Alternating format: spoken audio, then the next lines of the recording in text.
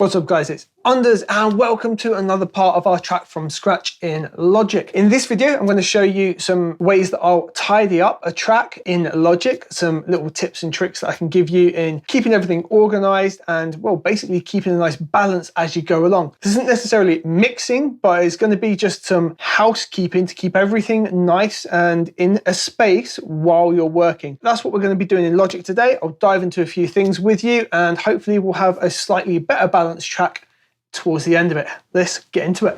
Feeling heavy, but now I'm steady. Going up, I'm hitting the ground. So far,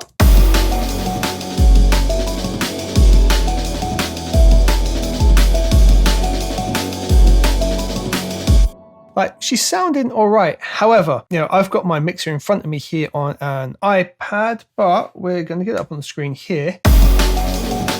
There's a lot of very loud noises, and if we open up the Amen stack we've got here, we've also got like 60 odd channels. There's some clipping going on in places. There's stuff happening all over the show, and we kind of just need to control some of those things. Now, the kit crash scenario, we've got this compressor over here, and that's more than likely going to be what it is. It's right at the start of our loop here. I'll probably solo it out. And we just straight up need to get that under control. A couple of ways we can do it. We could go straight into the sampler, dial it back here on the level. However, it's the compressor effect that's going to be doing it. And I like what the compressor's doing. We did it for a reason at some point, however many hours ago back in this. So I'm going to be cheeky. I'm going to put the limiter on. I'm going to knock the threshold back to like -3 dB. It's still loud, but it's giving us some headroom and it's not going to be clipping the channel. All right. So we're going to roll with that. And we're going to actually be mixing it later. We're just making sure we avoid any mishaps for the time being. So let's just let the whole break run through and make sure we're not getting anything else silly going on.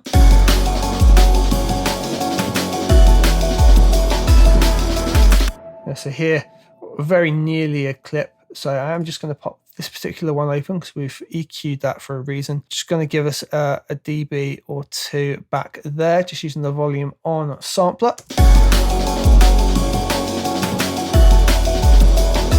And I'll end up probably compressing and smashing the whole thing, but we're just going to be sensible. Now, let's just have a look at everything else we've got going on. Most of this is MIDI triggered at this point.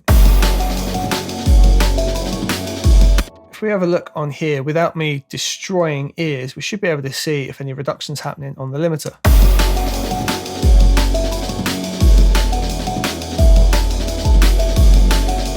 And honestly, that's not too bad considering we've not really done any leveling. We're clipping by less than 1 dB. Now, we want that to be more like the -6 kind of region. So we need to look at doing a bit of gain staging and things like that. Okay. Now, one of the ways that I do it, as we see on the Amen channel, we did a few hours back. I've gained it right back, like -7.2. Crazy amount to have to take something back. That's given us loads of room. Now, we can do the gain control in a lot of cases on, say, like the drum synth. I can volume control that from the synth itself. So let's look at our big kick. And that's got -3. It's going to need to come back a bit more. So we're going to dial that back a bit, just to give us a little bit more headroom. Now, if you're thinking, why don't you just dial it back on the faders? It's quite simple. Just when I come to do my mix stage, I don't want to be pulling some faders back like 30, 40 dB. I like it for small adjustments and minor adjustments on the mix. I want the gain staging, if you will, to be pretty solid before I get to that stage.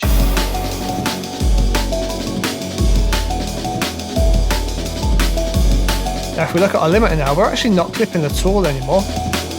But I'll still keep the limiter there.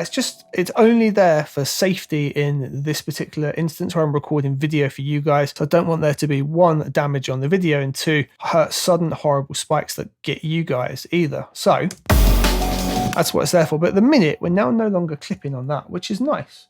And looking at everything else, there's no red lines, and we're coming very close on here.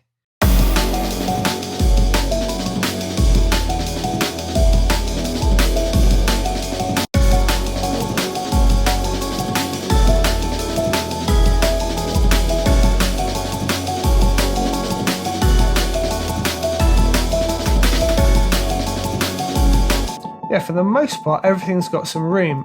This, not so much. Our little fake digital snare there. So again, we'll grab the drum synth, give ourselves a little bit more headroom. I'll take it down to -6 or so. So we've still got a plenty hot signal, but we're just, not taking all our headroom away from the offset. And we just need to check these little sweeps and bits.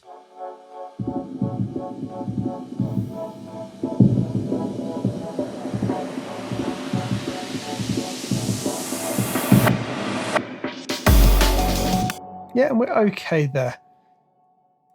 So next thing we need to do is we've got to get some organization going on in this project. I mean, I've left the blank audio channel there the whole time. We're going to select that, backspace it, and that's gone for good. Let's get everything else grouped together now. Now, the tape delay verb control, I'm going to leave that below the amen. Then heavy kick snare. Yeah, that totally works for me. Now, this is still called blue, but do you know what? All we have it is our ride. So let's rename that ride. And then this, we've got shakers panned like hard left and hard, well, not hard left and hard right, but panned left and right. We're going to call this R shake, and guess what? L shake. So that's all our drum section. Now they're all different colors and kind of weird scenarios going on. These are all still called Bluebird. So I'm just going to do some quick renaming as well. I'm going to grab this bit at the start here, and I'm going to rename ride int because it's the ride intro. And do you know what? For the most part, these can just be renamed ride. There's nothing too stunning going on, even though there are some differences. Snare and heavy kick can stay the same. Amen is just all named MIDI, but that's okay. We'll get over that. They can be named the loop. That's absolutely fine. Now, what I do want is to group everything by color. Now, my drums I'm usually going to do in a yellow, right? So I'm going to now highlight all of these tracks. So I'm going to go to Amen at the top, and our shakers the bottom one in terms of the drums that we're going to put in here. Although we could quite happily also group these guys in as well. They're part of percussion, right? So let's bring those up. So we're going to hold shift, bring all of those in like that. And we're now going to color these tracks. So I'm going to right click on them. We're going to assign track color. As you can see at the minute, there's all manner of different colors going on. I go for yellow most of the time. That lets me know it's drum to percussion. So that's now grouped all of those as yellow. That's useful, isn't it? The other thing though, it hasn't changed the color of any of these, which is a touch annoying. What we're then going to do, we go up to functions up here.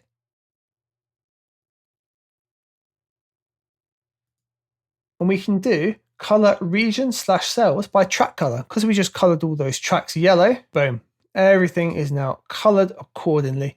So at a glance, I can know that everything up here is percussion related. And for the most part, they're just easily named, something I can look at.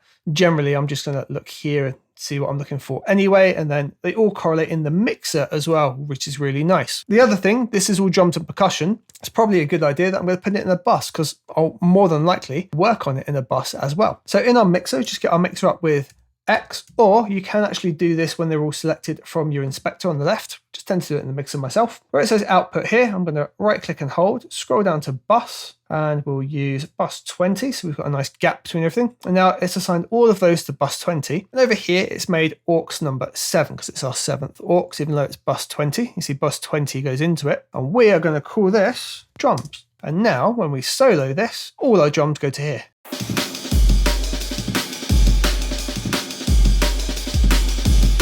And that is, as you would expect, our drum bus. So I'm now going to group other similar things together. Now, for example, this is my Unders Lo-Fi piano. That's been named accordingly. That all works. I can leave that as is. The wood block, though, is still named the same thing. So I'm very simply going to highlight those regions and call them wood B. So we know they're called the wood block. Vox layers, again, because we copied the original chords over, they've all got the same thing. I don't think we've changed those too much, so we can just call them Vox Pad. I think it's a good name for those. And I'm going to rename the channel with a double click, so it's called Vox Pad as well. And we grouped these keys together before, didn't we? So here,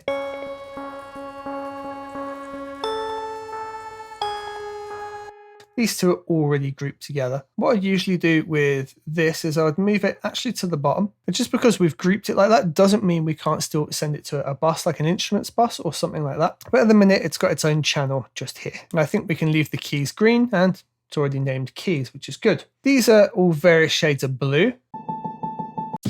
However, all the channels are currently still green. So we can do that same thing, shift and hold the whole lot, go to functions, color regions by track color. Those are now blue. I can see that those are going to be like my pads and pianos. I've got the keys bus that's in green already. That's fine.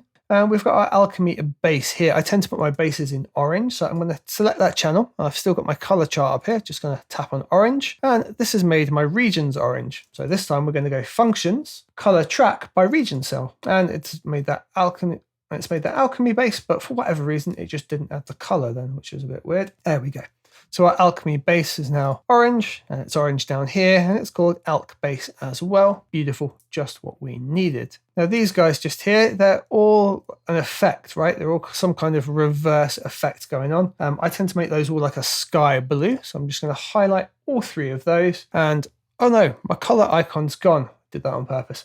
What we can do is just go up here, look, you've got your toolbar. If you click and drop your toolbar down, you can then just grab your colors over here at the top right. They're always going to be back up for you. Now I'm going to make these guys a sky blue, and then I'm going to do functions and color track by region cell, like we've just done there. I'm going to stick all of these at the very bottom, just what I tend to do there. And I'm going to give these their own bus as well. We'll go to bus 21, and we'll call that effects. And the last sort of outlier here at the minute is the piano we've just added in, which I'm just going to drag up here. And I'm going to add it into the keys track stack by just dragging it up, putting it in between the 2 like that, and it'll automatically put it among the stack for us. Look, isn't that great? The channel obviously isn't selected correctly, so we're going to select the channel. The channels obviously aren't colored correctly within the stack, so we're going to just select all 3, functions and color track by region color, and boom. That is us far more organized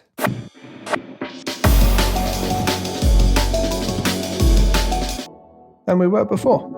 So guys, that is it. We've reorganized the track. We've given it a slight balance. We've just made sure we've not got any mad clipping. We're, okay now on the master channel. It's not going to be flying through and clipping all the time.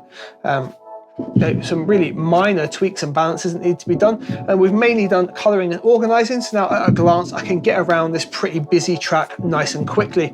Hope this video has been helpful for you guys, and I look forward to seeing you in the next part. Let's go.